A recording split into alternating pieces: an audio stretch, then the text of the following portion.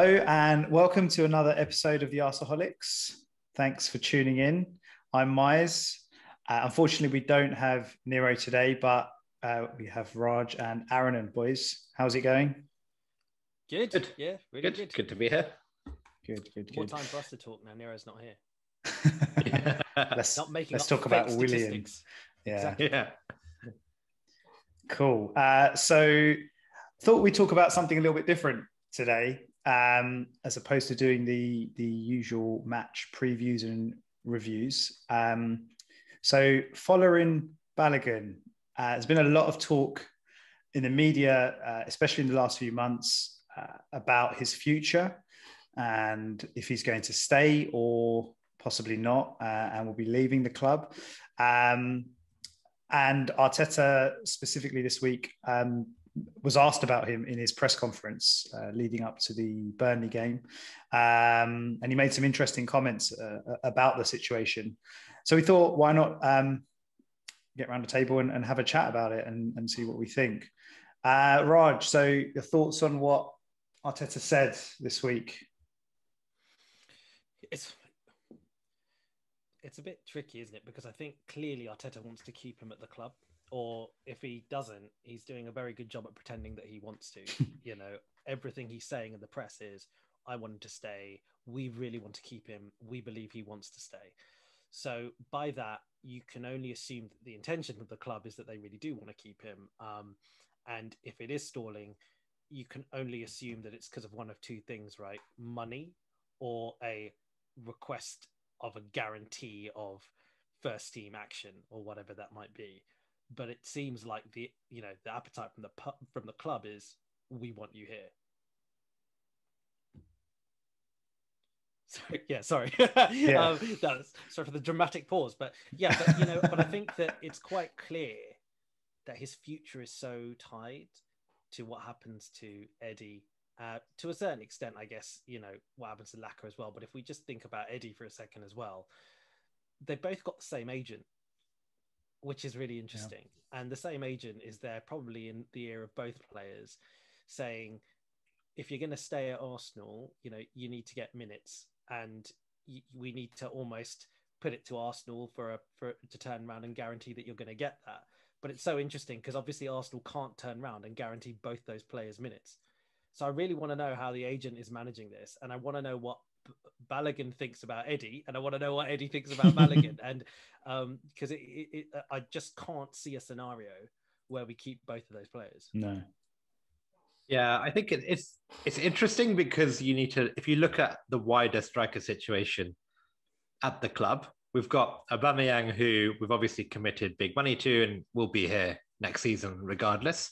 But then you've got Lacazette, who is out of contract within, next season will be his final season of his deal. And there's a decision to be made there. And I think there is a strong case saying, actually, maybe it's not worth committing big money on him for another 3 years. And we should look to replace. And it will then leave us with Aubameyang and, to a certain extent, Martinelli as like the only two senior strikers at the club. And then you've got Eddie, who hasn't played since January, or it's hardly been in the squad since January. And then you've got Balogun, who did come on towards the end of the Europa League campaign, scored a nice goal, but for whatever reason is reluctant to commit. And there could be a scenario where we have to move Lacazette on. We potentially don't want to really keep Nketiah, and Balogun's leaving, and we're all of a sudden like in the need for potentially one or even two strikers in the summer. So I hope Balogun's thinking about that. If we do want him to stay, personally, I think it's a bit of a no-brainer that he stays.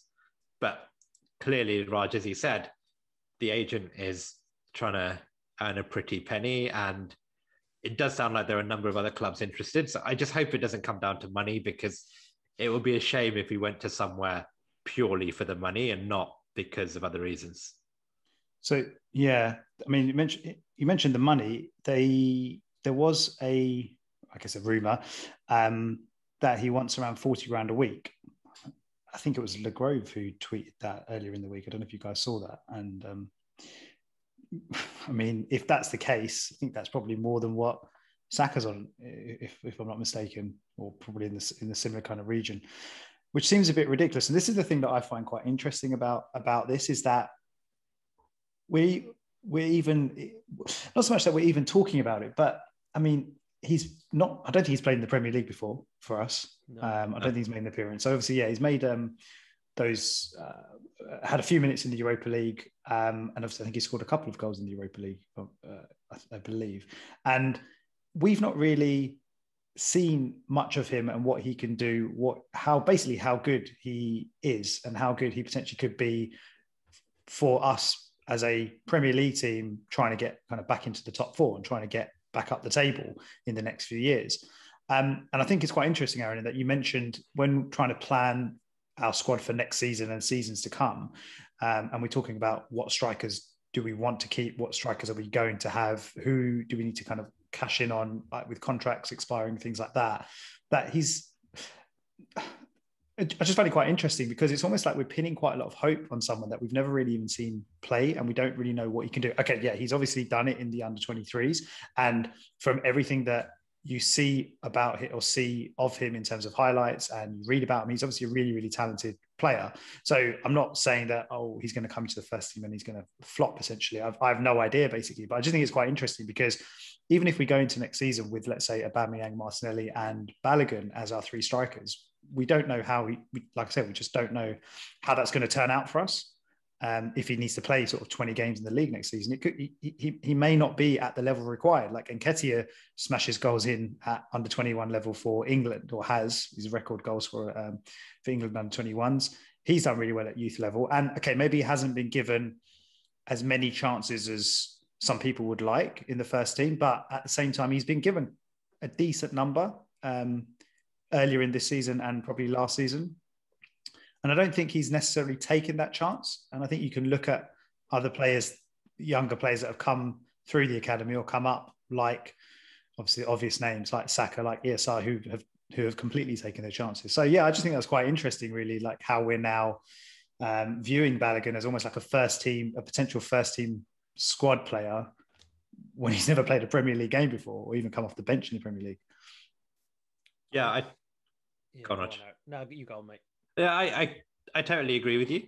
Like it's insane, right? We've never really seen this kid play, and he could be good, but he could also be terrible. We don't know, right? Yeah. We have, there's so many names who have looked promising, even in our current squad, like Nelson and Nketiah, a number of other players, even like Willock when he came through, everyone's really excited about him. There are a number of players who, transition not only to like proper first team football, but playing in like the top half of the Premier League, playing in Europe. It's a level above the under 23s, right? And some people will make it and some people won't. But, and not everyone is going to be like Saka, who come in and look like world beaters and spit straight into the first team. What you expect is, a player to maybe, play 5 to 10 games in their first full-time season and then progress up and play more and more games. And then you slowly get a view on if this kid can make it in the Premier League for us, or do we need to send him on loan? Do we need to, cash in where we needed to? I remember like on WhatsApp earlier on today, we were talking about Alex Iwobi, right? Came in, loads of hype, and, we cashed in on him. And even now at Everton, he doesn't really look like he's progressed. So there are so many paths that a young player's career can take. And you are right. The hype around him is pretty insane. And it could work out, but it could also go horribly wrong. I think there's a couple of theories I have on this. I think that if you look at some of the history about our youth products, particularly if we look at strikers, and Aaron, you made a good point, right? I think there's some people who have apparently been tearing it up, and Iwobi was, one of these forwards who was, and we've cashed in and whatever. If you actually look at it, there's not been many cases, or if any that I can think of, especially of forwards, where Arsenal have let go of a player and we've come to regret it. Gnabry is this very isolated incident which has all kinds of weirdness about it, and we could go on about that separately. But I think other than that situation, there's none that we really come to regret. And when I was kind of looking through under 23 and under 18 level over the last decade, so I looked at the numbers since 2000 and 11, I think it was. It's super interesting because effectively what it tells us is that Arsenal haven't produced a really talented striker in a long, long time. Eddie, when he came to Arsenal at 15 years old, he came from Chelsea, right? So he's not really, in theory, produced by us. But from the moment he came at 15 or whatever, the numbers that he was putting in under 18 and under 23 level, he's scoring goals at a ratio of more than 1 goal per 90 minutes. And no one else had been doing that for years. For years, no one else has been coming close. The people who have been coming close to that, you have to go to Chuba Akpom and Stephen Mbundidi, if you remember him. Yeah, I remember him. Right?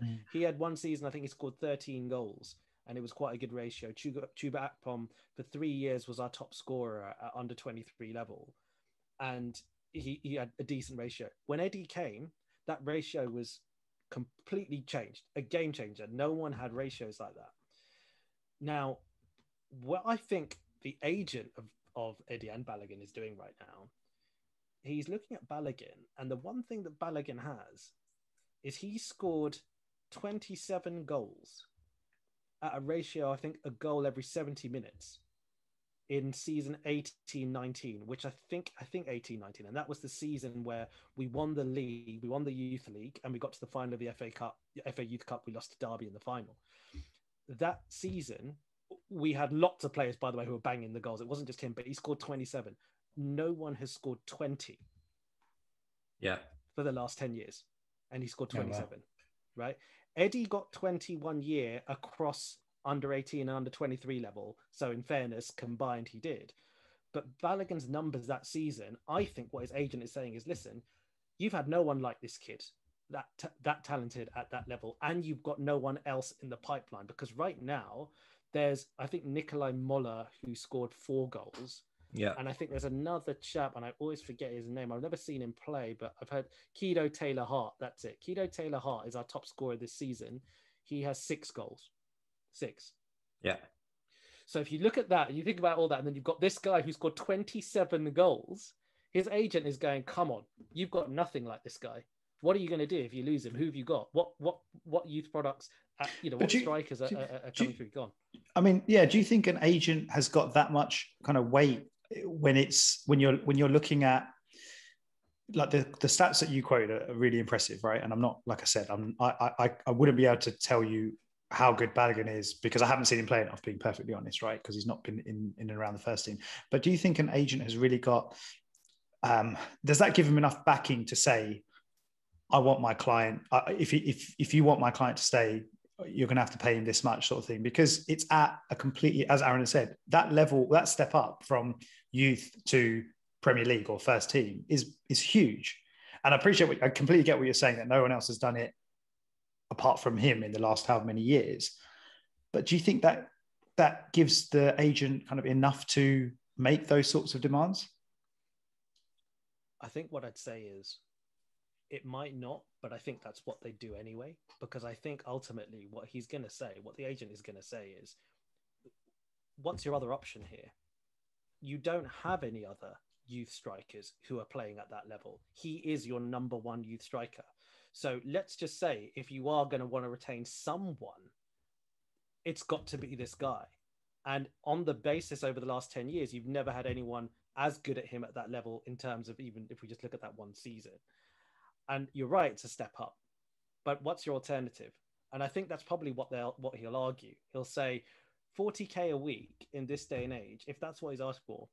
I know it sounds like a lot to us. And I recall when Wojciech Szczesny was getting paid 20 grand a week, and everyone was kind of up in arms about this, because when he got the 20 grand a week contract, I don't think he had played. And everyone's like, what the hell's that about?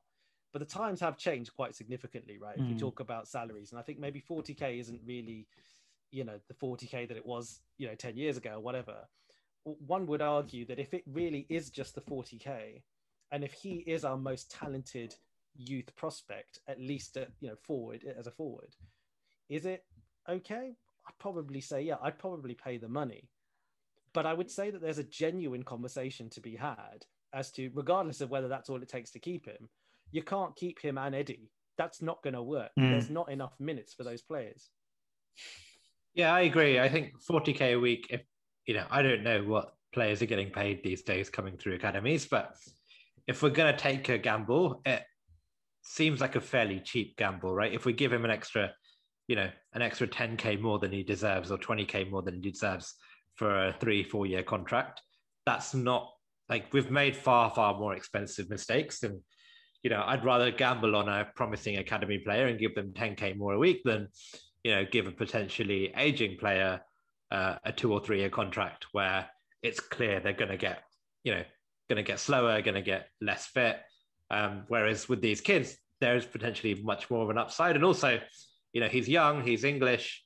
Look at like Rhian Brewster, who went from Liverpool to Sheffield United. Sheffield United paid like 20 million for him, and I don't think he'd played a single game for Liverpool. And they were gambling on him being the next biggest thing. And I think I'm not sure he's even scored a goal for Sheffield United yet, and they're close to getting relegated, and they paid 20 million for him. So even if we overpay a little bit, I think we'll get the money back at least somewhere down the line. If not, like, we could sell him for a couple of million and it's not the end of the world. But I just wonder if it's more than just money though, for example, because but then what else do you give the kid, right? Like, he's literally done nothing in the Premier League. You can't guarantee him starts. And even if you look at, say, Eddie leaving, and if Lacazette leaves, are we really going to make him potentially second choice striker at Arsenal? That's someone who's going to start potentially every Europa League game, every cup game. And if Oba were to get injured, be our first choice striker. That just seems like an insane gamble to make. So regardless, I think if we let go of Lacazette and Eddie, I think we bring in another striker anyway. I agree with that. I think one thing that I'll also look at is, so it's actually a question back to you guys. I was surprised at this. Maybe you guys aren't surprised, but how many Premier League goals do you think Nketiah has? Oh, it's not season, less than 10. No. What's his total? His total Premier League goals? Less than 10, like five. I'd say, yeah. It's 4 goals. Yeah, 4 goals. Yeah, that's a lot less than I thought it was. It's 4 goals in 35 appearances. They're not 35 starts, but 35 appearances, and he has 12 goals in total in 62 appearances. And I wonder if they look at that again and go, just because they're like you said, like just because they're banging it in at youth level, does it mean that they can cut it at this level? Yeah, I mean, the thing about Eddie is, and we've talked about Eddie quite a lot in our group. Obviously, when he sort of came on the scene, I think he came on in was it a League Cup game, and he scored as soon as he came on? Against Norwich. Yeah.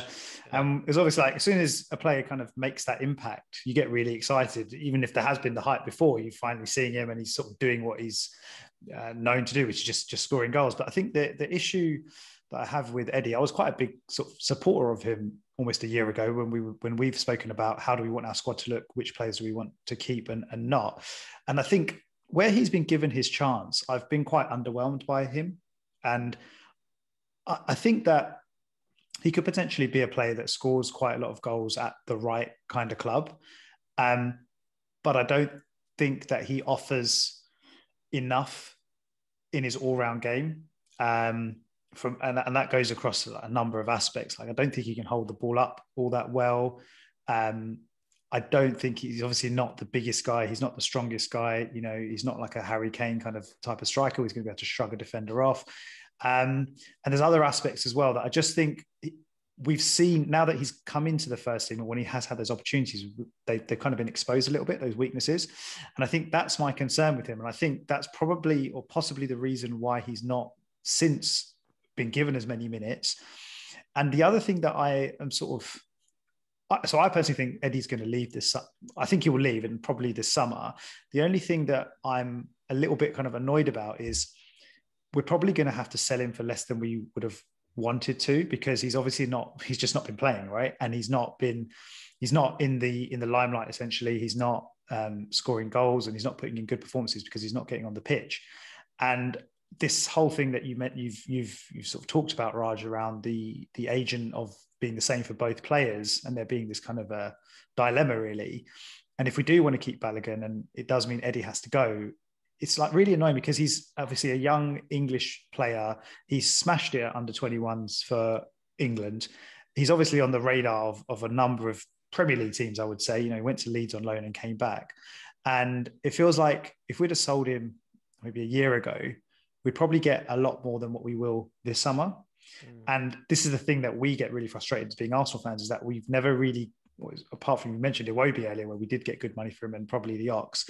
Apart from that, we always seem to kind of get shafted a little bit on transfer fees. And this is one player that we obviously had really high hopes for him. And maybe it's just not going to work out. Maybe he's not at the level that we need him to be at. Can we really rely on Eddie Nketiah to be our striker in 5 years' time when we play one up top? Probably not. So, yeah, that's just a bit of it's just a bit annoying, really, that if he does go, that we probably won't get sort of maximum money for him. I think everything you said is completely spot on.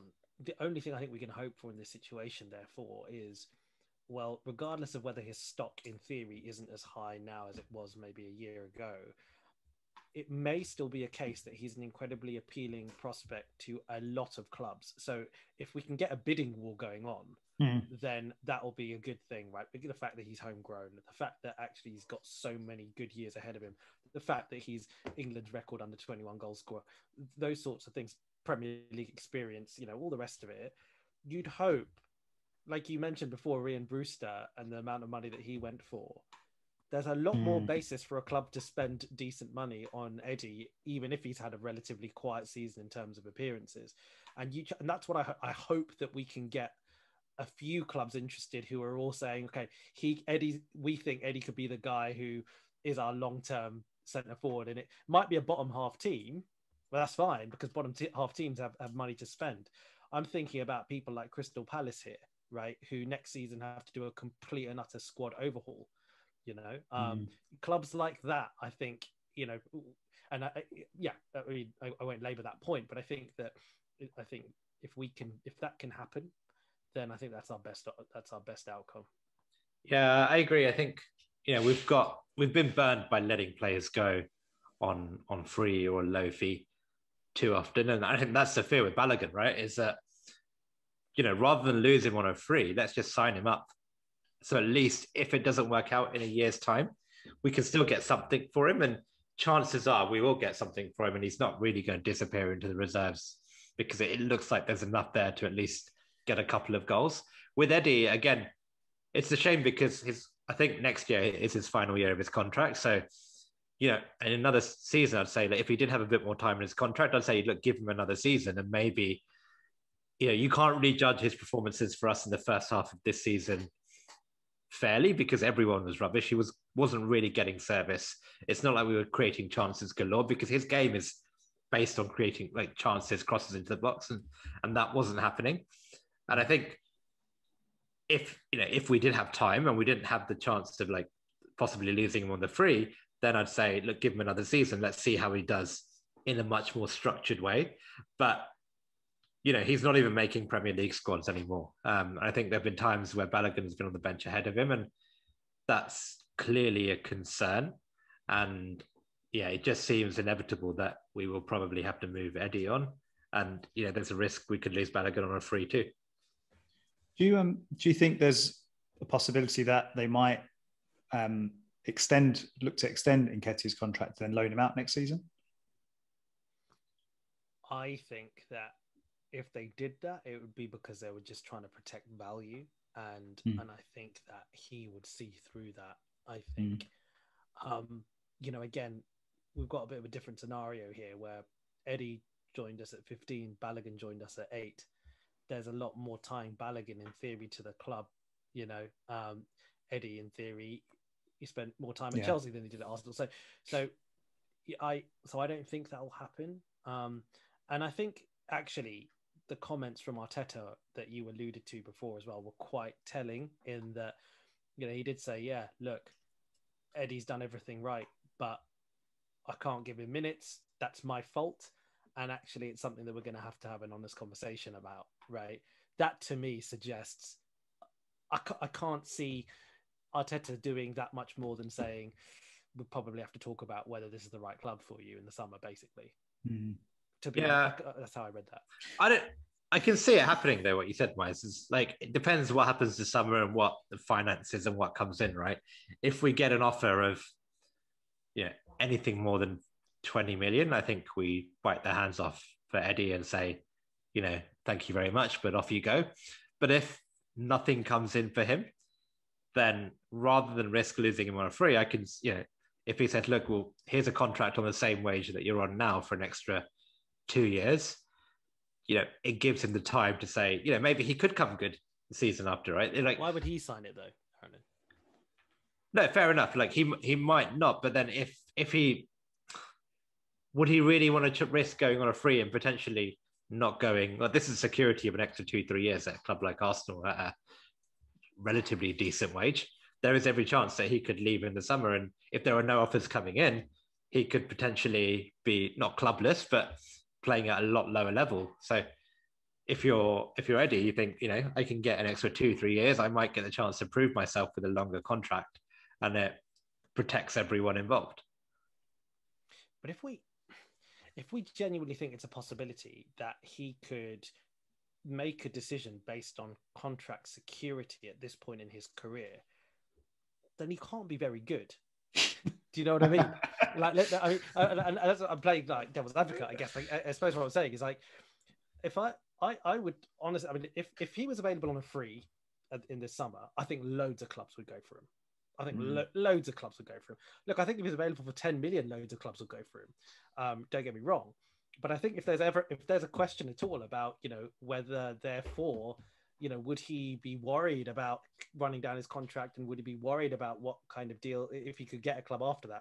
Then I'd be seriously concerned about the quality of this player. And I think there is quality there. I think if we just go, maybe it's worth also touching on the fact that I think one of the things that Balogun has over Nketiah is perhaps he's got a profile that seems to fit into what Arteta's trying to do a little bit more. Yeah. A little bit more about him, isn't there? Like for me, like when I saw, I don't watch the youth teams, but I do watch the highlights. Like and the goals that he seems to score reminds me a bit of Martinelli, that kind of player. He can do a bit dynamic. Exactly. He'll from wide, he'll run at you. He's got it all in his locker. With Eddie, he's a fox in the box. It's all about that movement, and that's it. Which is even more remarkable as to how many goals he scored there for, right? Like he's obviously got some elite movement, elite off the ball kind of stuff going on, but I don't think he fits into that profile as well as Balogun does. Yeah, Eddie's had a bit of a weird career, right? Because obviously he had that loan at Leeds where there were parts where he looked good, but then Bielsa clearly wasn't playing him that often. Then he came back to Arsenal in January, right? And when he came back, it seemed pretty likely that he would then go on loan somewhere else. But Arteta seemed to like him, and honestly, it sounded like Arteta liked him because he ran around a lot and he closed down. He put good pressure on the opposing defenders, and he got in the team purely because of that. Like maybe that says a lot about the standards at the club when Arteta came in and when Eddie was there, because getting people to run was such a star quality. But but Arteta did seem to like him. But then I think the fact that he's not getting into the squads now just shows that whatever hope he had, like he's got Martinelli ahead of him now. It just seems to like he's had enough chances, and I don't think he's impressed enough. Yeah. I was just going to say, sorry, go on, Miles. No, go. I was just going to say, like, I think it has been a funny career for him. I think that's probably the best way of describing Aaron. And I think, like, when I was trying to look back at the dates of his loans and all that kind of stuff, there was, I think, January 2019 he was meant to go on loan to Augsburg, and then Danny Welbeck got injured and he stayed. And then it was that. Then in that August, and I don't think he played that much for us during that period. But then in that August, that's when he went to Leeds. I looked at the stats. I thought he scored more goals than he actually did at Leeds. He scored 3 goals. Yeah, he didn't do that well at all. But did he? What, like Aaron said, he ended up being out of favour with Bielsa, didn't he? He didn't play that much. But yeah, I think I know what you mean. I thought it'd be a bigger number. I thought it was more. And Bamford obviously, got the nod over him in the system they're playing. And I just wonder whether sadly, this is a case a little bit of a player who smashes it up in the youth levels and has clearly got a lot on his locker. But when it comes to what's required at the Premier League level with regards to modern tactics and all that kind of stuff, do managers want a little bit more now? Is it as simple as that? Definitely, yeah. So if we think, it sounds like we all probably think that Eddie could be leaving this summer. And in terms of the striker situation, without getting into a conversation about what do we want the squad to look like, but specifically on the strikers. So let's assume Balogun's staying. He signs a deal and he gets integrated into the first team next season. Alex Lacazette, 1 year left on his contract after this season finishes. I don't know how old he's going to be. 29, 30, is that right? Around that kind of age. I think I saw something this week that he's been linked with a few clubs. Is it Roma, Atletico Madrid and Monaco? So, big European teams playing in the Champions League, like in the case of Atletico Madrid. What do you guys think about Lacazette? Do you think it's time to sort of call it a day with him and cash in with a year left of his contract? It's a really weird one because, again, like all this, the backdrop of like, when you look at Alex Lacazette, where he is now in his career, and like, should we give him another deal at what I assume will be quite a significant wage level? It doesn't make sense, right?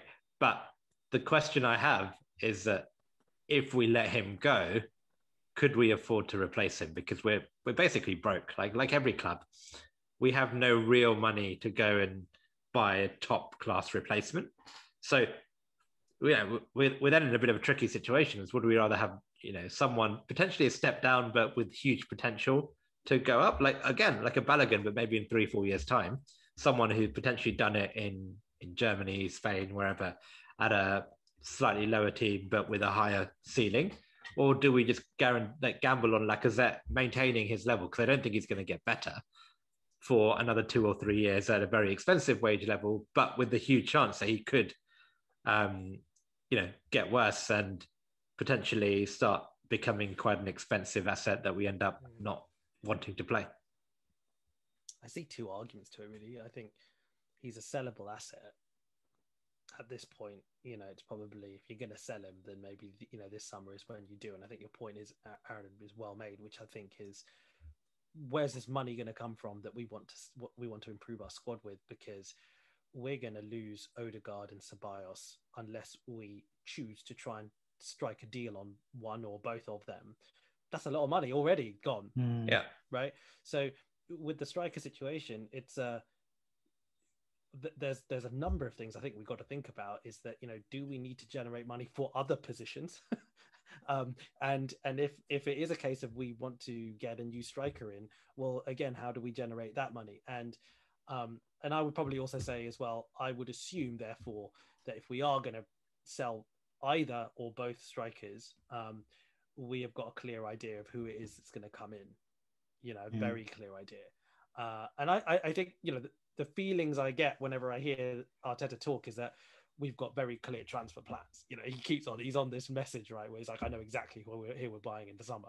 So I think whatever it does, I think there is probably a design to it. I just worry about the amount of components that we potentially have to play with in the summer. I think it's mainly the central midfield positions, as I said, but there's others. There's talk about us changing up at right back and all this kind of stuff. It feels like a little bit of moving money here and there, selling a player here, but it's a bit funny, and it feels so hard to predict. Yeah, I can, funnily enough, I can see a bizarre set of circumstances occurring where we end up selling Nketiah for more money than we end up selling Lacazette for. Maybe it's not even that bizarre. Maybe it's quite possible actually, because so if we were to sell both of those players this summer, what do you think is a fair price that we should expect to get? A fair fee that we should expect to get. Given they're both on their last years of their contracts, honestly, if we could get 50 million combined for both of them, that would be amazing. I think it's a funny one, isn't it? Like I would tend to agree. I'm reluctantly agreeing. Put it that way. Like I think that individually, I'd probably be disappointed if we only. I want to get 30 million for each of those players. I don't think we'll get anywhere near that. I don't think we'll get. I don't think we'll get 30 million for sure for Lacazette. I definitely don't think we'll get 30 million. I think there's a chance we could get 30 million for Eddie. What? Because of all the factors because of all the factors we mentioned before, like the fact that he is English, the fact that he is young, the fact that we could potentially therefore create a bidding war with a lot of clubs who fit, he could fit that exact profile for. He could be their centre forward for many, many years. You're not going to get that with Laka, right? So, if someone's going to sign Laka, it's for the very, very, very much here and now, and that's it. Yeah, if someone gives us 30 million for Eddie Nketiah, we should absolutely bite their hands off and run as fast as we can. I think. Well, when we were talking about him last year, that was the sort of number that we were talking about sort of 25 to 30 million. So I think I probably agree with Raj. Yeah, 30 million. Maybe I don't know. Maybe we are being a bit optimistic on that. And like we said, he hasn't been in the team and hasn't been able to. He's not been able to show what he can do, which is frustrating. But yeah, I think yeah, probably about 30 million would be really good for Nketiah. I don't know about Lacazette. It's interesting, isn't it? Because obviously it's probably his last big contract. If he is around that sort of 29 to 30 years old. And he's going to want, wherever he goes, he's going to want a lot of money. And I think that it might affect the amount that we can demand for him. So I don't think he's going to go. Like I did think so before. But the thing that I think now is that I wonder if our guys also are looking at things like Giroud and thinking, do you know what? There is, if he wants to stay, there's a role for him, right? A long-term role for him. Even if it's a bit part play, if that's something that he's satisfied with, there are things that Lacazette can bring that are a bit tricky to find. It's not that easy. Those hold-up players, they're suitable for some games.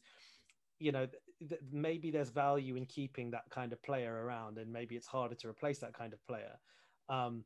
I think they will look at Eddie as a more sellable asset, basically, and I think they'll look at Eddie as also a more replaceable asset. Like, he's not.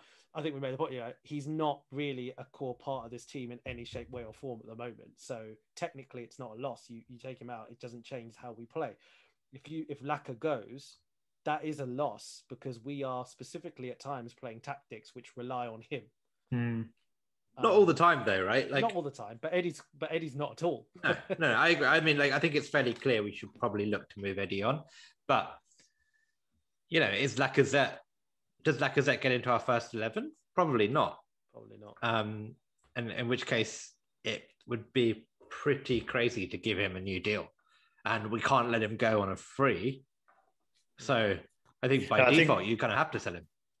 But what Raj was saying was if he's happy to be almost a bit part player or that player that, he isn't going to be the main striker, but he's happy to come off the bench. He's happy to come in when someone's injured. He's happy to play the cup games, etc., and do a job for us as he's been doing. Then it could work. It could work. And it's quite, like you said, Raj, it's quite hard to find a player like that and then go and get that person, go and get that player. So almost it's almost like it. If he's happy to do that, and sort of in terms of the contract that the money that he's offered, and it's both sides, but the club and the player are happy with it. It's almost like it saves a bit of a headache having to go and do that in the summer. Like, that's what I feel. And he said he's already been at the club for quite a while now. It's probably been like 4 or 5 years, is it? And he's got a good relationship with Aubameyang. Seems to get along with all the other kind of French players. So maybe there are a few reasons why he might end up staying. See, Aaron is shaking his head. I mean, I think they're all great reasons, but he's not gonna take a contract on it. So you'd give him a new contract, would you? No, I'm not. How much? No, I'm not. Sorry, this is really. I'm not trying to interject, but how much is he on roughly? I would assume a little more than around that. About that, probably 120-ish. Yeah, probably 120 to 150 a week, I reckon. And we bought him for 50 million quid, so he was going to be on big money. And would you assume if we offered him another 3 years at the same wage level, which I don't think he would accept. But if we did, would you set any signed? Would you be happy with that? So it's so hard to answer these questions because it depends. It depends on what the rest of the squad looks like, or what the other, So it's almost like a case of, okay, if we're happy, I would say I'm happy for him to go and his squad be filled by someone else coming in if that person is going to basically improve us, and if that player is going to improve us, and if not, because let's not forget, Lacazette was quite a big. He was wanted by Atletico Madrid when we signed him. I think he wanted to go to Atletico Madrid the season before, and it's maybe just not worked out as well as everyone would have hoped. But he was still, how much did he cost us? Like £50 million, right? Yeah. And I think there are some really positive reasons or good reasons to potentially look at keeping him. But if we are going to sell him, it has to be on the basis that, we're going to improve and he's going to be replaced by someone who's better, essentially, or fits what we want to do with our squad, or our setup better. I wouldn't be too unhappy if he stayed. Like, I quite like Lacazette. I think he brings a lot of qualities. And like I said, that kind of headache of not having to replace someone and having a player that's already familiar with everything, familiar with the club, familiar with the players around him, familiar with the manager, all of that they're quite important things to consider when you're looking at how you overhaul your squad over a number of transfer windows. I think it could be. I think the financial element is hard as well. Like you say, it's hard to answer these questions. It's hard to answer it also with the perspective that it feels a bit like, let's just say, I don't think we should do this, by the way, but let's just say if we offered him a 150k a week contract, let's just say, that feels like a lot for Lacazette, who I think we're all in agreement, at best is a squad player who, adds something in certain situations, but is a squad player. It's a lot. The problem is, like, if you go out in the market and try and get a good striker, transfer fee plus wages, it's going to be a hell of a lot more than keeping Lacazette on 150k a week. It depends though, right? Like, keep in mind, let's assume we'll probably then sell Lacazette, and let's assume at best we get 25 million for him, right? 25 million plus his wage savings. Could we get a promising young striker to play alongside people like Martinelli, potentially Balogun, to challenge Oba for that second striker spot? I think so. If we accept that Oba's going to be our number one striker for the next 2 years, we need someone who can play Europa League, lead the line in Europa League, like Eddie's been doing, like Balogun's been coming off on. We don't need someone to really challenge Oba for first spot, because we've gone all in on Oba now. So Oba is going to be the number one striker, playing hopefully down the middle. And then you've got players like Martinelli and Balogun challenging. Why don't we just gamble on another striker who can potentially push in another 2 or 3 years' time? That doesn't have to be a £30 million striker. I think that's fair. So I think it's a fair argument. Would you be happy if we sold Lacazette and Eddie and brought in one striker? Yes. Okay. Like someone with a little bit older than like Balogun, someone in the kind of 22 to 24 year old range. I think, I don't know who that is. I don't play Football Manager, so I don't know who these people are. I'm sure a club with the resources of Arsenal can attract a promising up and coming young striker from somewhere. I know, like we've even talked about Edouard from Celtic, for example. Someone like him would be perfect. He's going to cost a lot more than 20 million, but he's not going to come in and be happy to play essentially sort of third, fourth choice, or Well, he'll be second choice, but pushing for first, right? But yeah, you're right. But then if we go that big, then we do have to replace. Yeah, okay. Find a replacement for Oba, but I don't think we need to find a first choice striker. Yeah, and I think, to be honest, I think if you sign someone like Edouard, like I think he would be quite happy coming in as the sort of second to Oba, because you're still going to get loads of games. There's still going to be games where they play together. Yeah. You guys are assuming we're qualifying for the Europa League next season. Yeah. All of this is so important. I guess we don't have time to cover all this stuff, but that is so important to this discussion, right? What happens if we don't qualify for Europa? Like, it's not even about attracting players. It's about where does this money come from? It's a really good point. There's a lot that I think, like, just to wrap up, I think one of the initial points that I think we were covering about Balogun leaving, what does it, all that kind of stuff. Should we be concerned and all that kind of stuff? I think what the stats tell us is that we can't really read too much into how players are banging goals in at under 23 and under 18 level.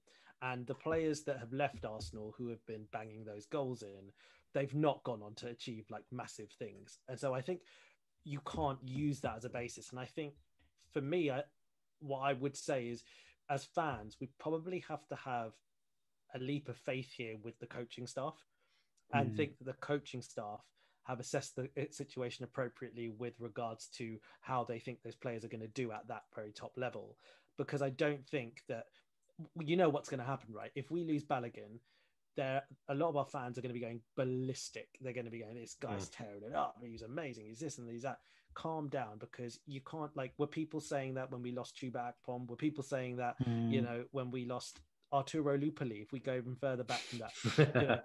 Like, because by the way, that was the last time people were hitting these numbers, was Lupoli and Bentner time. And I don't think you can. So I think you've got to trust the club a little bit with regards to all of that. I think we can't get too sensationalist if we do end up losing Balogun. And I think, guys, like, unfortunately, isn't it? It's like there's so many variables with regards to where we could finish and what that might mean financially. It's going to be really hard to accurately predict how this is all going to play out. Yeah. Okay. I think that's a really good way to wrap up the discussion, boys. So yeah, it'll be interesting to see what happens with all of those players that we discussed over the coming months and into the summer and the contracts. We're interested to see what Balogun does with his Instagram and his social media profiles, if he decides to add everything back or not. But yeah, okay, great discussion, guys. Thanks a lot. If you're watching on YouTube, we'd really, really appreciate a thumbs up. It makes a big difference to the channel, but we hope you've enjoyed it. And we'll see you next time. Cheers, boys. Thank you very much. Yeah.